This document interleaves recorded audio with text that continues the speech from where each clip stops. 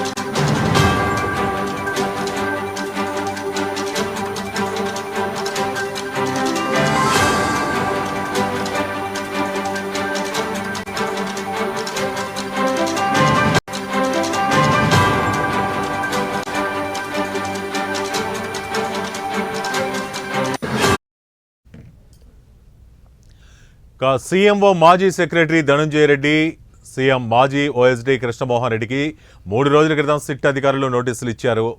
ఆదివారం ఉదయం 10 గంటలకు విజయవాడలోని సిట్ ఆఫీసులో విచారణకు రావాలని స్పష్టం చేశారు. అయితే ఈ ముగ్గురు విచారణకు హాజరు కాలేదు. తాజాగా సుప్రీంకోర్టు కూడా వీరి బెయిల్ పిటిషన్ను డిస్మిస్ చేసింది.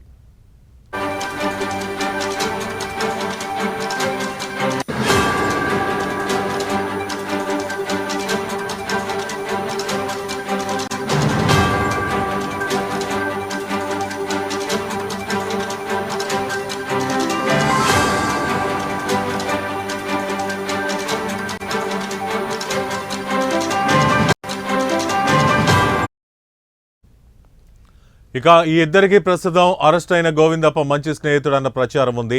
ఈ ముగ్గురు కలిసి మద్యం సప్లై కంపెనీలు, డిస్టిలరీల నుంచి ముడుపులు వసూలు చేయడం, ఆ డబ్బులను ఫేక్ కంపెనీలకు మళ్లించారన్న ఆరోపణలున్నాయి.